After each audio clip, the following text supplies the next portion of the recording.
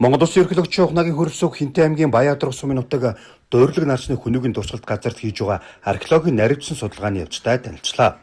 2006 оноос хойш Монгол Солонгосын хамтарсан Мон Сол төслийн хүрээнд Шинжлэх ухааны академийн археологийн хүрээлэн Монголын үндэсний музей, Солонгосын үндэсний музей хамтран археологийн наривчсан судалгааг одоо хүртэл хийж байгаамаа. 160 дугаартай нийт 80 м урттай гол байгууламжинд 40 харьцан 40 м хэмжээтэй Евразийн бүс нутгаас илэрсэн хүнүүгийн язгууртны хамгийн том булшны матлаг үргэлжилж байна. Үүнтэй дүүцхүүц хэмжээтэй хүнүүгийн язгууртны булш 14 газарт 6 ширхэг илэрсэн. Хүнүүг үрний төрийг барьж байсан язгууртны дээд давхраг тэр дундаа шаниу нартай холбоотой хэмээн таамаглажээ. Хэрвээ энэ музей баригдах юм бол одоо хүнүүгийн язгууртны цогцлборыг ирж үзэх Монголын болон гадны аялал жуулчлалын хүмүүсийн тоо эрс нэмэгдэнэ. Хоёрдугаарт энэ өөр ЮНЕСКОд бүртгэгдсэн учраас дэлхийн одоо олон орны хүмүүсийн сонирхлыг их татах ёстой гэж би үзэж байгаа.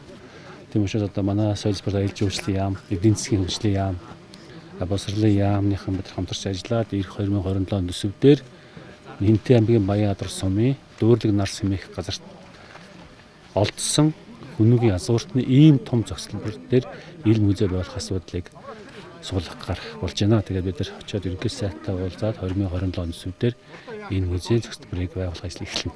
한국에 있는 국립중앙박물관 Монголын болон Солонгос судлаачид хамтран матлах хийж байна. Бид хүнүүгийн язгууртны 160 дугаар булшийг судлахаас өмнө жил бүр бусад газарт судалгаа хийсэн. Эртний монголчуудыг таниулах зорилгоор олдууруудаараа Солонгост хэдэн үзэсгэлэн гаргасан. Эд өлгийн зүйлсийн зармыг нь нөхөн сэргээдэг. Бид нарын мэрэгжлийн судалгааны үр дүнгээ нэгтгэж тайлан гаргаж байгаа. 6 дагуул булшийг малцсны дараа үндсэн булшны судалгаа хийж оршуулгын хэсэг буюу модон бунхны хэсэгт малтлага судалгаа хийж байна. Одоогоор булшны гүн 15 м хүрсэн нь 5 давхар барилгатай тэнцэнэ. Булшны нүхийг анхнаас нь дээрээс нь доош шатлан багасгаж угсан нь уруу харцсан пирамид хэлбэртэй байгууламж байсныг харуулдаг юм а. Модон бунхны дээрээс хар улаан чи будагтай алт шармалд хөрөл чимэгтэй сүүх тэрэгний үлдэгдэл зэрэг содон олдуурууд нэмж илэрч эхэлжээ. Дуурлаг нарсны хүнүүгийн дурсгалт газар нь ЮНЕСКОгийн дэлхийн соёлын өвийн жагсаалтанд бүртгүүлсэн хүнүүгийн язгууртны булш оршуулгын зохицлборын нэг юм. Сумын төвийн өмнө талдах нарсан ойд хүнүүгийн үеийн 300 булш бүхий томоохон дурсгал байрладаг. Энэ дурсгалыг 1974 онд хөдөөгийн Перле академич Цэвэндорч нар анх нээж илрүүлсэн бөгөөд 1990 онд Монгол-Японы хамтарсан 3 гол төслийн хүрээнд бүртгэн баримтжуулжээ. 2006-аас 2012 онд хүнүүгийн язгууртны 3 булш, дөрвөлжин хэлбэрийн чулуун байгууламжтай дундаж хэмжээний 2 булш, язгууртны булшны дагуулуулах 13 жижиг булшийг малтан судалжээ. 26 оны 7 сарын 25-нд Солонгосын Бусан хотно болсон ЮНЕСКОгийн дэлхийн үеийн 48 дугаар чуулганаар бол Монголын одоо дэвшүүлсэн хүнүүгийн язгууртны булш оршуулгын цогцлбор гэдэг өвийг бол дэлхийн өв болгож бүртгэлээ. За тэр дэлхийн өвд бол 6 дурсгал хамрагдж байгаагийн нэг нь бол энэ дуурлаг нарс байгаа. За энэ нь бол ерөнхийдөө Монголын одоо зүүн талыг төлөөлөх хамгийн том хүнүүгийн язгууртны дурсгал гэж ойлгож болно. Өнөөдрийн бидний байгаа энэ дуурлаг нарс дээр бол бид 2006 оноос ахвалан бол хамтран ажиллаж байна. За энэ одоо төсөл хэрэгжснээр энэ маань бол бас одоо дэлхийн анхааралд байгаа Төв Азийн одоо томоохон язгууртны дурсгалд бол тооцогдож байгаа. Энэ чутгаараа бол дэлхий биднийг бол харж байна.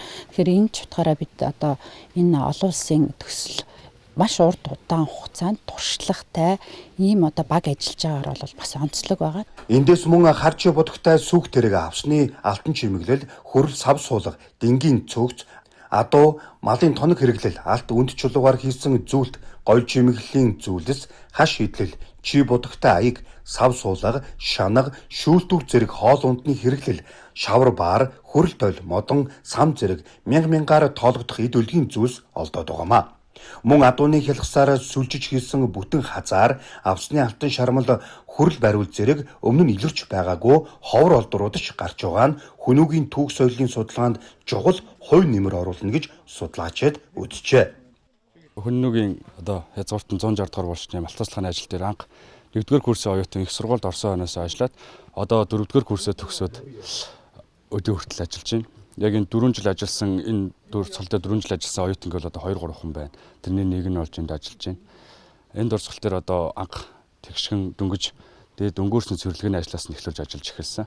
Одоо тэгээд яг 4 жилийнхаа үр шимийг хүртэх гээд энэ хийсэн ажлынхаа одоо нөгөө нэг ард нь гарна ачааныг нь ачна гэдэг чинь ард нь гарна гэдэг шиг энэ үе дээрээ явж байгаа болохоор маш их баяртай байна. Дээрх олдууруудыг Чингис хаан үндэсний музей, Монголын үндэсний музей, Хинтээ аймгийн музей олныг хүртэл болгож байна. Цаашдаа дуурлаг нарсны дурсгалт газартаа судалгаа мэдээллийн төв ил музей байгуулахаар төлөвлөжээ.